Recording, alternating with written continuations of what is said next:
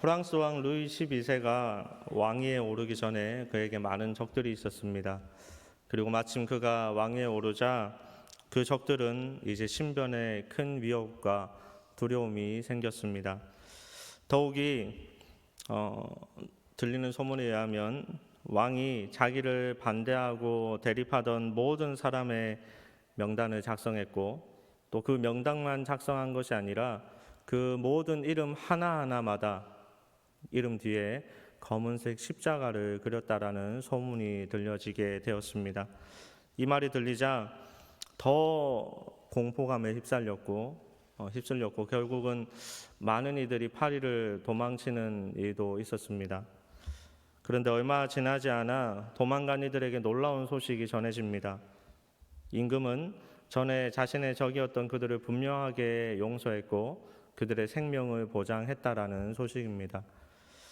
그리고 왕이 직접 그린 검은 십자가는 자신도 예수 그리스도의 은혜로 구원을 받았으니, 살게 되었으니 이제는 자기도 과거의 원수들을 한 명 한 명 다 이름을 적어가면서 십자가를 그리면서 나도 다 용서합니다라는 의미로 그 검은색 십자가를 그렸다라는 것입니다. 여러분, 우리는 용서함 받았습니다. 저와 여러분은 용서함 받은 사람으로서 어떤 인생을 살아가고 있습니까? 오늘 빌레몬 말씀은 한 장의 말씀입니다. 빌레몬, 어쩌면 극히 개인적인 말씀인 것 같기도 하고요. 또 바울을 제외하고는 빌레몬과 오네시모의 그런 두 사람의 문제인 것 같기도 합니다. 그런데 말씀을 자세히 살펴보면 분명한 하나님의 뜻이 발견됩니다. 오늘 말씀에 보면 먼저 등장인물을 살펴보겠습니다. 그 수신자 빌레몬. 여러분, 빌레몬에 대해서 너무나 성경에 자세하게 소개되어 있는데요. 어떤 사람이냐면 그는 모든 성도를 사랑하는 자라고 기록되어 있습니다. 모든 성도를 사랑하는 자.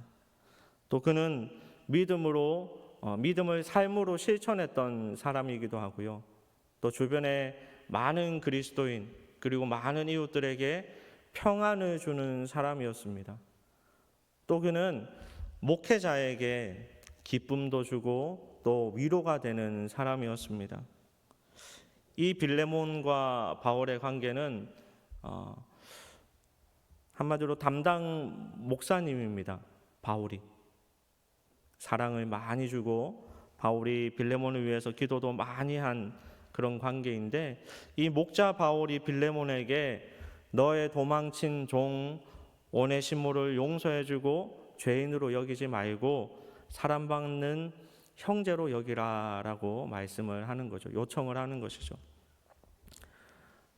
여러분은 은혜로 이 말씀을 처음부터 읽었을지 모르지만 저는 처음 이 말씀을 읽을 때 조금 불편했습니다. 한 장밖에 안 되는 이 말씀이 조금 불편했는데, 왜 불편했냐면 바울이 이렇게 말을 하는 것입니다. 내가 너한테 한 것이 있으니 이 오네시모가 너한테 잘못했더라도 내 얼굴을 봐서라도 용서해줘.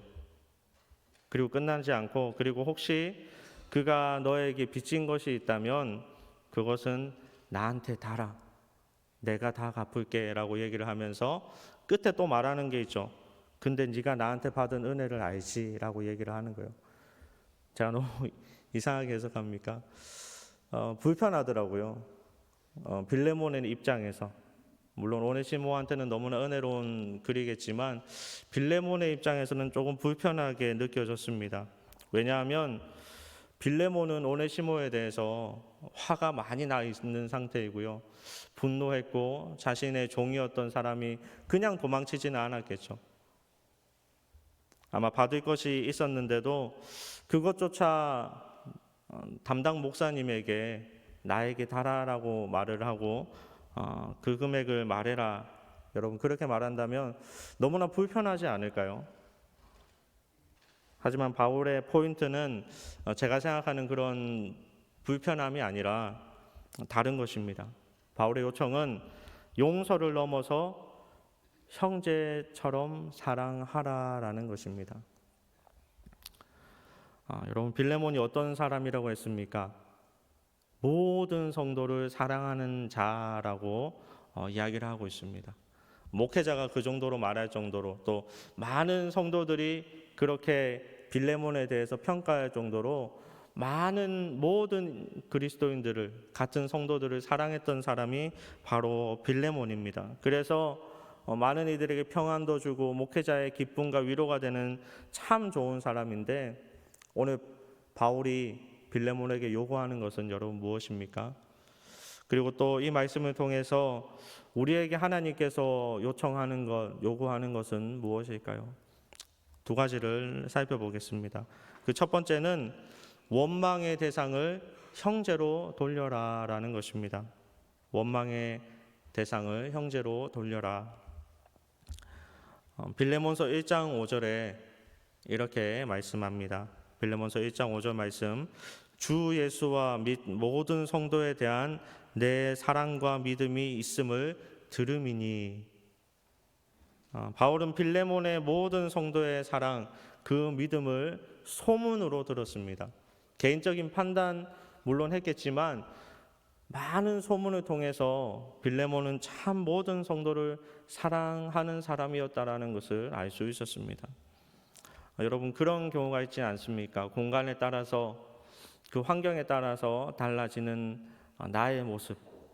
분명 똑같은 나 한 사람인데 어떤 환경에 처하면 어떤 장소에 가면 다른 사람이 되어지는 나의 모습.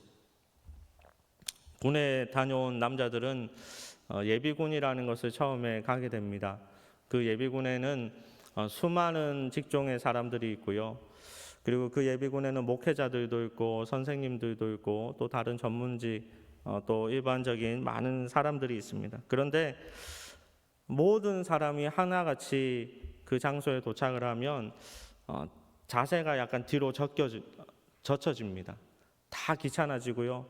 모든 것이 하기 싫어집니다. 저도 목회자일 때 예비군에 간 적이 있는데 저도 모르게 그 장소에 도착하자마자 몸이 뒤로 제껴지더라고요. 풀려지고 다 하기 귀찮고 시작도 안 했는데 하기가 싫어졌어요. 그리고 그곳에 있는 99%의 사람이 제가 뺑 둘러봤었거든요. 분명히 저 사람이 외제차를 타고 왔고 저 사람이 상당히 처음에 바른 모습으로 왔는데 그 자리에 앉자마자 저처럼 똑같이 삐딱해지는 그런 모습을 보았습니다. 여러분 왜 그럴까요? 그 군대라는 이름 자체가 예비군이라는 그 이름 자체가 그 사람을 그렇게 만든 것입니다. 그런데 한 번은 제가 목회자였잖아요. 지금도 목회자지만 그때 목회자인데도 그렇게 삐딱해지는 저의 모습을 보면서 한 번은 이곳이 선교 장소면 어쩌나라는 그런 생각이 들더라고요. 혹시 저기 있는 저 삐딱하게 앉아있는 저 청년이 내가 담당해야 되는 청년이면 어쩌나. 혹시 내가 모르는 우리 청년이 뒤에 앉아있으면 어떡하지? 그런 마음이 들더라고요. 그때부터 제 자세가 변하게 되는 놀라운 경험을 했습니다. 지금 빌레몬에게 있어서 오네시모는 분명히 도망친 종이었습니다. 당연히 그를 보면 화도 나고 분노할 거고 또 짜증도 날 것이지만 다른 모든 성도를 사랑하는 사랑으로 대했던 그 당연한 모습과는 당연히 다른 모습이겠죠. 우리도 그렇지 않습니까? 우리 교회에서 목회자를 대할 때, 또 성도를 대할 때, 다른 사람들을 대할 때, 직장에서 또 가정에서 친구를 만날 때, 또 쇼핑을 할 때, 음식점에 갈 때, 또 전화를 받을 때, 다른 모든 공간에서 우리는 분명히 한 사람인데 우리가 그 사람들을 대할 때마다 우리의 마음과 우리의 자세가 변하는 것을 여러분 아마 스스로 많이 느끼실 것입니다. 오늘 바울은 그 자세와 그 중심을 그 모든 곳이 하나님 앞에서와 같이 하라라는 말씀입니다. 종이었던 오네시모를 이제는 형제로 종의 위치에서 그 사람을 바라보았던 것을 옮겨서 형제로 봐라라는 것이죠. 빌레몬이 그토록 사랑하고 아끼고 평안을 주는 그 모든 성도와 같이 오네시모를 대하라라는 것입니다. 사랑하는 성도님 여러분, 오늘 말씀의 결과적으로 빌레몬이 어떤 순종을 했는지는 나오지 않습니다. 그런데 분명히 빌레몬의 이 성품과 그 했던 행동들을 바라보면 분명히 바울에게 기쁨을 주고 위로를 주는 선택을 했을 거라 믿습니다. 그리고 우리 주변에 우리 주변 모든 이들을 그렇게 대하는 그리스도인의 사람이 되어야 할 줄로 믿습니다. 이 사람이 하나님께서 허락하신 나의 한 성도요, 나의 형제요, 내 자매,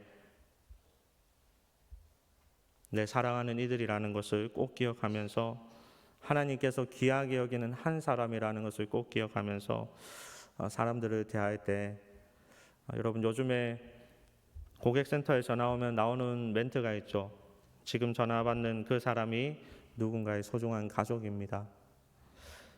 사랑하는 성도님 여러분, 우리도 바울이 요청했던 것처럼 우리가 우리 주변에 있는 모든 사람을 하나님 너무나 사랑하시는 그 형제로 둘 때 우리 말과 행동이 변화되어서 하나님의 큰 위로가 되고 하나님의 기쁨이 되는 그런 놀라운 그런 삶의 변화가 나타날 줄로 믿습니다. 두 번째는 주님께 대하듯 하라라는 것입니다. 주님께 대하듯 하라. 오늘 바울은 이렇게 말합니다. 빌레몬서 1장 17절에 이렇게 말씀합니다. 우리 다 같이 읽겠습니다. 그러므로 내가 나를 동력자로 알진대 그를 영접하기를 내게 하듯 하고. 오네시모를 맞이할 때 누구를 대하듯 하라?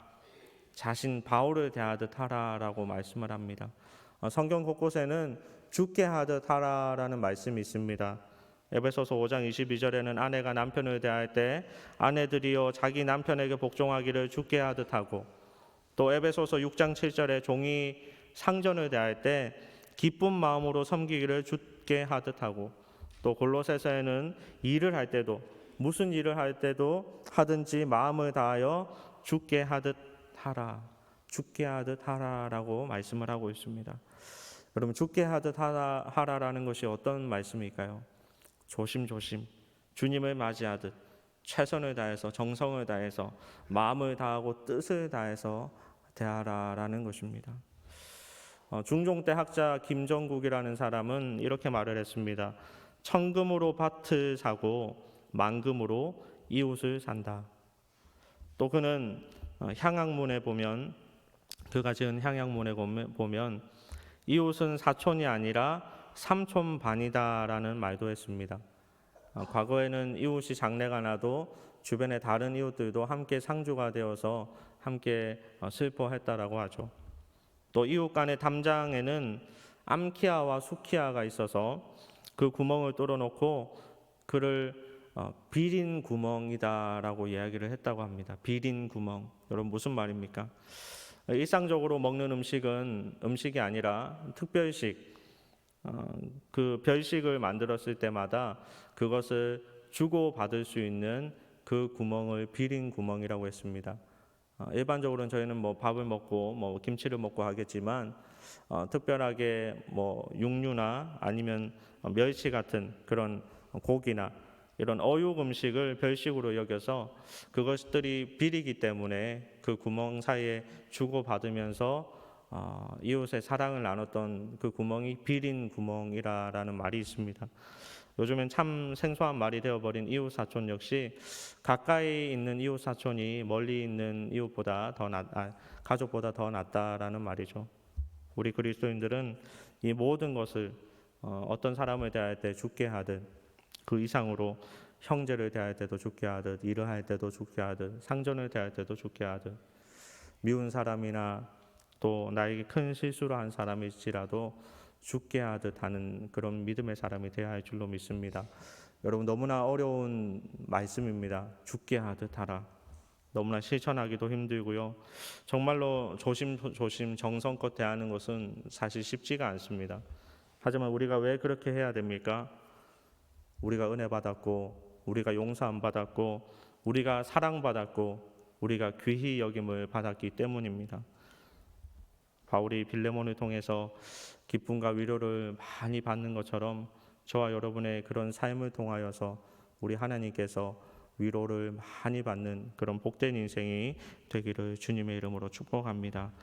또 그렇게 살아갈 때 이 땅에 사라진 많은 교제들이 회복될 것이고 이 땅이 다시 한 번 더 하나님 보시기에 심히 좋은 그런 기쁨의 나라가 될 줄로 믿습니다.